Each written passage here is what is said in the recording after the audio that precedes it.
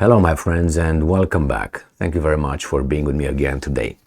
It seems like more and more people are promoted and they start speaking out about the Ukraine war, about the consequences, about the capabilities, about the outcome. And they're obviously not promoted by the Western controlled media, but promoted by the Eastern controlled media. Nevertheless, I'm glad that we can hear other experts talking about certain issues that we're not supposed to have a different opinion on unless you follow the script. So in this case, we have a retired Polish general again who asks questions about Ukraine that you are not supposed to ask. And right now it seems like lately it seems like these guys are talking more often and more numerous. It's not only one, but before it was like nobody was promoted, nobody was featured, and whomever dared to say something against the dogma, the approved dogma, they would be bashed and they would be attacked. Why? So the other ones will take that as an example. This is what's going to happen to you. But if you're a retired general and you're, let's say, 75 or 70, what can happen to you? A lot of things, but I'm talking about you're not like you're going to lose your job or they're going to come and strangle you, going to arrest you and so on. Especially in Poland, I'm guessing. So we have this little article here coming from Sputnik. Surprise, surprise. Not from CNN or other trusted names in the news. And it's from today, August 1st, 2023. Retired Polish general asks whether Ukraine's counteroffensive really exists. Well, by its lack of results, I don't think it exists, but he's going to tell you why he asks this question. Is it really a counteroffensive or is it just a nothing actually?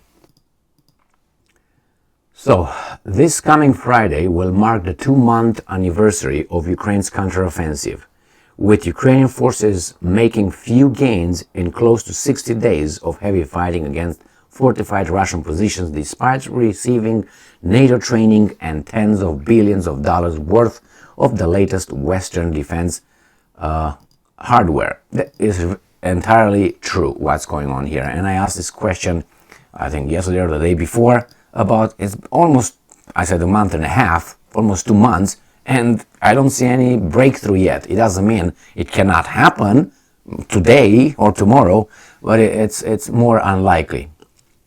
Retired Polish Land Forces General and Special Forces Commander Roman Polko has trashed the Ukrainian, according to the Russians, trashed the Ukrainian military over the pace of its counteroffensive, suggesting its operations can't even really be described as such. And I'm quoting the retired Special Forces General Roman Polko. And I'm quoting, counteroffensive is a strong word. A counteroffensive is by definition acting along a wide front with large forces, conducting operations that clearly show that the taking of the initiative. This is not very visible. I would like to engage in wishful thinking myself sometimes, but it's not very visible. End quote. Polko said in an interview with local media. Now, he says very visible, so if we would say it's not visible, that means it will be zero, but that's why very visible. He covers his tail.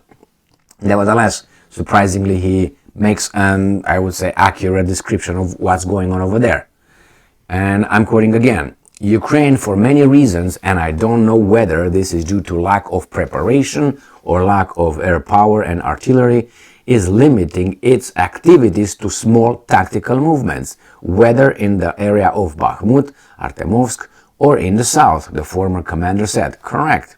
Polko, who previously served as acting chief of Poland's Bureau of National Security and as commander of Polish Special Forces Unit JW Grom during the US-led invasion and occupation of Iraq, expressed hopes that Ukrainian forces are just, and I'm quoting, probing Russian positions for some future breakthrough operations, perhaps in the fall.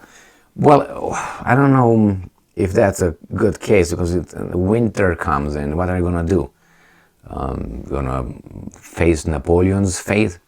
While admitting the failure of Kiev's counteroffensive to date, the Polish officer nevertheless spoke out against the possibility of a peace deal with Moscow, particularly one that is, quote-unquote, forced on Ukraine by its Western patrons. And I'm quoting, a compromise consisting of Ukraine depriving itself of part of its territory would only postpone a future conflict, he claimed. Yeah, it's all or nothing, he knows that, but it's okay, that would give you, Poland, a chance to get your territories back. Now, Ukrainian officials, including Zelensky and Defense Minister Alexei Reznikov, which are both, with Shmihal and with Yermak, the leaders of the Ukrainian nation. So these guys have increasingly admitted that the long-awaited summer offensive that kicked off on June 4th is going, and I'm quoting, slower than desired and is behind schedule, but have nevertheless claimed that everything is going according to plan. Well, the same did the Russians with their, military operation, and that Kiev's actions are rooted in the desire to limit casualties. You can't have it anyway. Kiev's actions say otherwise, with Russia's defense minister reporting Monday that Kiev has lost nearly 21,000 troops and over 2,200 pieces of military equipment, including NATO-provided heavy armor and artillery in battles with Russian forces in the month of July alone.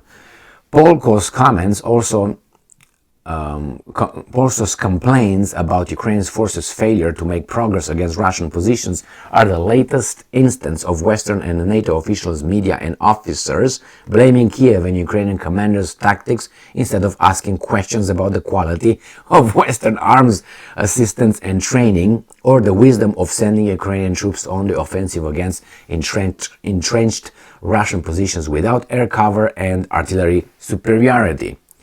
Well, it makes sense, but remember, these guys are pushing their narrative and the other guys are pushing theirs.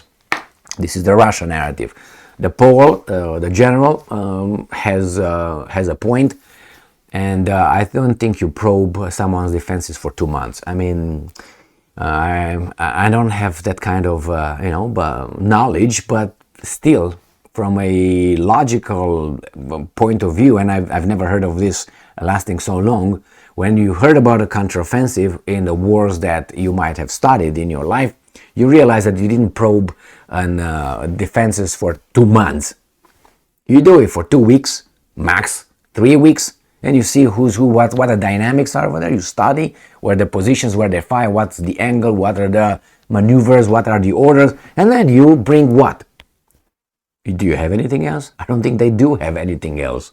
But they keep saying, they being Zelensky and others, yeah, you're gonna see, gonna be the real thrust and all that. Oh, yeah, well, I'm getting tired, I'm leaving. You know what I mean? I want my money back. So the show sucks here. The promises that were not fulfilled. I didn't expect, I would put 10%,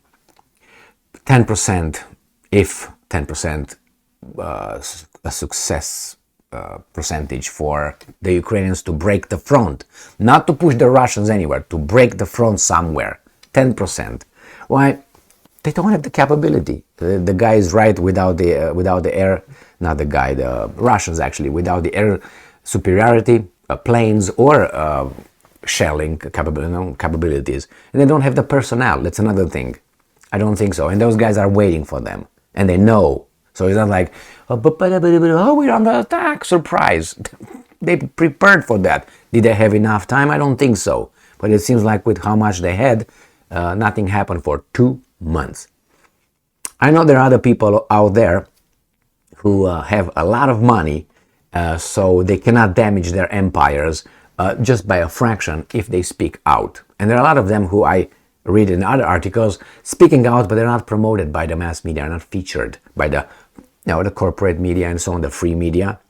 And some of them do, and they get attacked and they get, showed as an example, but still the evidence is there. For instance, you have that crazy guy, quote unquote, Kanye West. He came and said certain things, and then there are some videos over there with him showing on his telephone certain data and information. You can check it out. And what happened? These guys at one command attack the guy. Yes, he lost some millions of dollars, but still, the evidence is there. And people say, well, you give me Kanye West, he's an idiot. Well, why don't you listen to the guy? Well, I did. Well, I never listened to this guy. The same, I was under the impression he's just a lost guy over there. Some idiots. And anyway, then what happened? I listened to an interview that Tucker Carlson conducted with Kanye West. And I was like, no, this guy is not an idiot. This guy is not an idiot, and he's an insider.